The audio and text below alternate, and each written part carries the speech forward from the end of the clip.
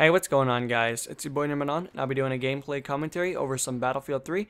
I'll be using the M16A3 on Operation Metro, Conquest, and I will be playing on an increased amount of tickets. So with that said, guys, the final result of the gameplay leads to us not winning the particular battle, but hopefully the final result will lead to us winning the war.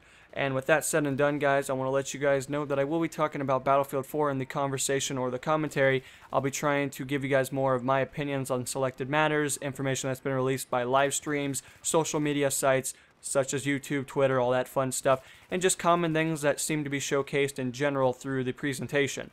So hopefully you guys will enjoy from that standpoint, but before we start with that, I want to let you guys know that I did miss yesterday's video. The main reason for that was due in part to the fact that I just really didn't feel motivated to want to make one. It's not because there was some dickhead that came on the videos and ruined anything. That didn't happen. I just was really preoccupied. I just was ingesting my time into a TV series that I had been watching. And I guess I just kind of forgot to make it, and the 16 hours went very quickly. So, some of you guys might ask, what TV series was I, dedicating most of my time to, my efforts, and a lot of my mental, notifications to that particular show. And it's actually ironic in a sense because I didn't think I would fall, as much in love with it as I did because of a couple of reasons. As many of you guys know, Google and YouTube have a partnership, and there's ads on most of YouTube videos nowadays. Granted, that could be a small YouTuber just trying to gain a little bit, or that could be a very large YouTuber trying to add a couple of zeros to his paycheck. The final result of that still concludes that there are ads on YouTube, and many of us have seen them. And this particular show is definitely one that has a horrifically bad teaser for the presentation of their show. Many of you guys will probably know it as Falling Skies. It's actually on season 3 right now. I think it started in 2011, and I was unfamiliar with it. I'd actually never heard of it before I saw a bunch of trailers on, YouTube showcasing it, the part of the video.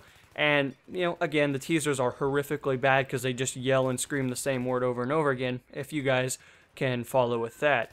And I thought I'd check it out. It was on Amazon Prime. I am a Prime user, so I pay $79 a year for free 2-day shipping, and I get to watch all kind of free movies, TV series, all that cool stuff, and I guess that's a benefit. So I got to looking into it a little bit more, and I watched season 1, 2, and the beginning of 3. And I watched that all in one sitting, one session, and I spent 16 hours watching all of them. And it was pretty crazy. I was pretty hungry about 12 o'clock, so I kind of got up, took about a 20-minute break real quick, and lo and behold, I continued for the next 4 hours, finishing out Season 2 and the beginning of 3. Obviously, I'm caught all the way up now, and it really sucks because I wish, the series was already done so I could, finish it out and just be ready for when the new season starts, if they're going to continue, that is. But it's actually a really good series. If some of you guys want to jump into it, I highly recommend if you want to actually buy the episodes to get Amazon Prime because you'll save about $100. It'll save you a lot of money, and I promise you it's totally worth it. If you don't really want to pay, you don't have the luxury of, having a stable job or anything like that, you can, torrent it if that's something you're into. But, I cannot condemn that, but, there are repercussions that can arise from doing so. But anyway, I guess that's where I stand. None of the episodes are on YouTube, so good luck finding those. But in regards to anything else, guys, it's a really good show, and, yeah, I highly recommend it to any of you guys that are waiting for, like, Walking Dead to show back up, or Revolution, if you're like me and you enjoyed that series. I think it just got over a couple of weeks ago, which sucks, but it's a good way to at least get pushed all the way to The Walking Dead, and then hopefully you can have a couple of shows to watch while the years continue. So in regards to anything else, guys, we're going to talk about Battlefield 4. Battlefield 4, amazing. I mean, what can I already talk about that I haven't talked about? Destructibility is something that's been on my mind lately, and I've been trying to look at it in a different perception. I realized the stuff that we saw was an alpha build. Any problems that you've been hearing these YouTubers bitch about, all these big guys that are pissing and moaning, don't listen to that. I know there's problems, there's bugs. It's an alpha build. That's to be expected. The textures were not built into the final result, and anything that we looked at was pretty impressive. The alpha build looked way better than games that will probably be released in the ending of this year and the beginning of the next year. The reason I say that is because it's DICE. I mean, EA is usually pretty ahead of the competition in graphics. They're usually very understanding. They usually know how to appeal to the audience. I'm not just saying that. I'm not trying to bring, like, EA versus Activision versus whatever other companies are out there. I'm not trying to say that. I just think that, EA definitely pushes a little harder for graphics because that's kind of their selling point, and I think it looks a lot more beautiful in a lot of aspects. Now, how does this relate to the fundamentals of the destructibility? Well, I don't think every building in Battlefield 4 will probably be completely demolished. I doubt many of them will even be able to fall. I'm imagining that we'll probably see some glass fall, and that's probably about it. Maybe some destructibility like we saw in Battlefield 3 with walls, or, pieces of, the side of buildings falling down and crumbling upon the opposition. That can be something I imagine they'll probably continue with, because this is basically Frostbite 2 or whatever we played with Battlefield 3. I think this is Frostbite 3 if I'm correct. And that's going to be an advancement. I look forward to that. And the mechanics overall, I think, for destructibility are very hard to understand. Many people will make the comparison of Bad Company 2 had a bigger destructibility scale than Battlefield 3. And to a certain degree, most buildings fell completely down, but you got to realize that Bad Company 2 barely had any buildings that were really on the map in the first place. So I think Battlefield 3 made an appropriate decision by just making a very limited amount of destructibility, but I think it was still necessary to maintain the audience. Hopefully Battlefield 4 will press that on a little bit harder. Obviously we've seen the skyscraper fall, but I'm hoping that's not the only building that falls down. I would like to see maybe, corridors fall down or balconies or stuff like that. Just something that very little, but it could still come in handy when the final result of the game is released. In regards to the vehicles, I would like to see the mechanics for them improved from Battlefield 3.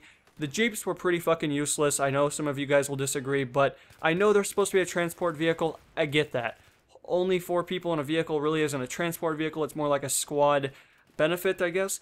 But overall, I'd have to say that I would really like to see that the mechanics and the movement for them are a lot better. I'd like to see upgrades for every vehicle instead of just very limited vehicles. And I'm hoping that's what they do. I guess I can only press that on so hard because I understand how difficult it is to try to figure how to make everything balanced, but I would like to see that at least movement for vehicles is a lot better, and I'm talking more nor less on the air perspective.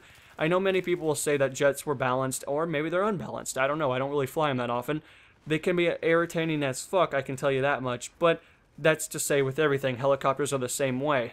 I would like to see that the ability to, dodge jet ramming whores a little bit easier in the helicopter will probably be a nice mechanic. Overall, from what I've seen, the transport vehicles or the transport helicopter versus the Viper / Havoc, I imagine that'll make a return. Or maybe the Chinese version. I don't know what that would be called, but something like that. Hopefully those will have better capabilities for taking corners a little bit easier. From what I've been seeing from the multiplayer footage, that looks to be the case. Those guys were taking some pretty sharp turns, going some pretty quick speeds. Hopefully that's all resolved. I'd like to see the ability for, ammo counts and everything to be, I guess, finalized. And overall, I'd like to see the weapons look a lot better. Now, they looked good. Don't get me wrong. Some of them looked really good. Some of them look really weird, I guess is the word I want to use. They don't exactly look finalized, but it's an alpha. I get that. The beta will look a lot better. The final game will look amazing. It always does. And I guess that's where I stand. Netcoding, it looks like they're going to be making huge improvements on that. Hopefully no more rubber banding shit, because if I get shot around another corner when I'm 60 feet ahead of it, I'm going to lose my mind. In regards to really anything else, guys, that's pretty much about it for the episode. I just really wanted to let you guys know I think destructibility will be on a completely different counter this time. I think they're really building it in, and I'm hoping that the mechanics for movement is a lot more finalized, and I guess that's where I stand. I'll obviously be talking about more in-depth information as we progress, but for right now, that's what I got. Hopefully you guys enjoyed, and I'll see you in the next episode. This is NMO, and I'll be signing off, guys. Peace.